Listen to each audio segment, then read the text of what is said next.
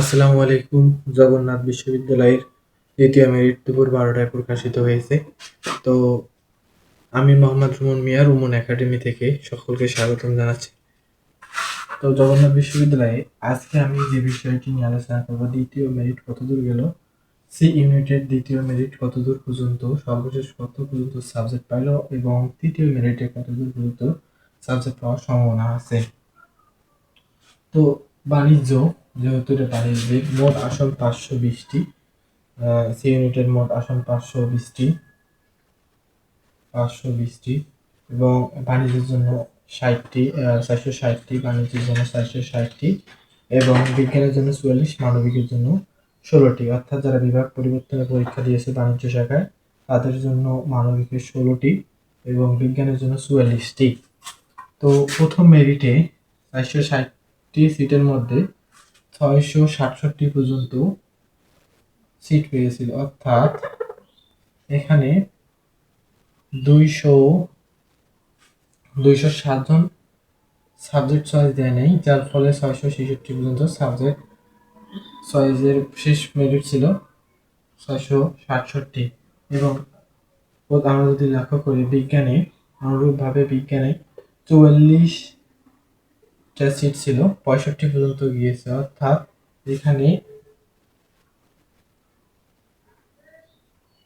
21 জন subject অতিরিক্তভাবে পেয়েছে, 21 জন অতিরিক্তভাবে subject পেয়েছিল প্রথম মেরিটে। অর্থাৎ 21 জন সাবজেক্ট চয়েস দেয়নি 44 জনের মধ্যে, তার পরবর্তীতে 65 পর্যন্ত গিয়েছে। মানবিকে অনুরূপভাবে 16টা সিট, 19 সর্বশেষ পজিশন 19। অর্থাৎ এখানে 3+, অর্থাৎ 16-র মধ্যে 3 জন চয়েস দেয়নি, এর জন্য 19 পর্যন্ত গিয়েছে। অর্থাৎ এখন দেখব দ্বিতীয় মেরিটে কতদূর পর্যন্ত সাবজেক্ট পেল। বাণিজ্য শাখার প্রথম মেরিটে 667 এবং দ্বিতীয় মেরিটে সর্বশেষ যিনি সাবজেক্ট পেয়েছে 919 পজিশন, তার 919 তার পজিশন। এবং বিজ্ঞান থেকে যে বাণিজ্য সাবজেক্ট পেয়েছে প্রথম মেরিটে ছিল 65 এবং দ্বিতীয় মেরিটে তার 24+ হয়েছে, অর্থাৎ 89।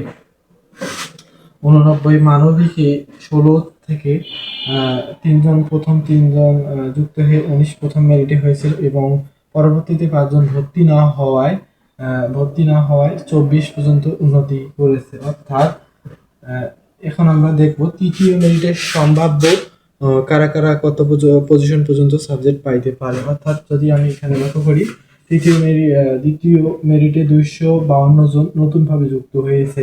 252 জন যুক্ত হয়েছে। এখানে মোটামুটি 150+ স্টুডেন্ট ভর্তি হবে। 150+ স্টুডেন্ট ভর্তি হবে। অর্থাৎ 150+ স্টুডেন্ট যদি ভর্তি হয় এখানে, তাহলে আর 102টা সিট থাকে। অর্থাৎ পরবর্তী পজিশন হবে 1020। তৃতীয় মেরিটে সর্বোচ্চ 1020 পর্যন্ত সাবজেক্ট পাইতে পারো, এটা আমার কি একটা ধারণা।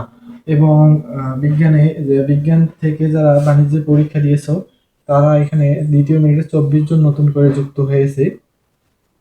তো এখানে ধরলাম 14 জন ভর্তি হবে, অর্থাৎ 10টা সিট আরো ফাঁকা থাকবে। অর্থাৎ সর্বশেষ তৃতীয় মেরিটে 100 পর্যন্ত যাদের পজিশন তারা একটা সাবজেক্ট পাইতে পারো। এবং মানবিকে একইভাবে, মানবিকে 5 জন সাবজেক্ট পেয়েছে, এখানে 2 জন ভর্তি হবে বা 3 জনে ভর্তি হবে। এখানে সর্বোচ্চ 26 পজিশন যাইতে পারে, 26। অর্থাৎ এখানে 2 যুক্ত হয়ে 26 পজিশন পর্যন্ত হবে, 26 পজিশন পর্যন্ত হবে।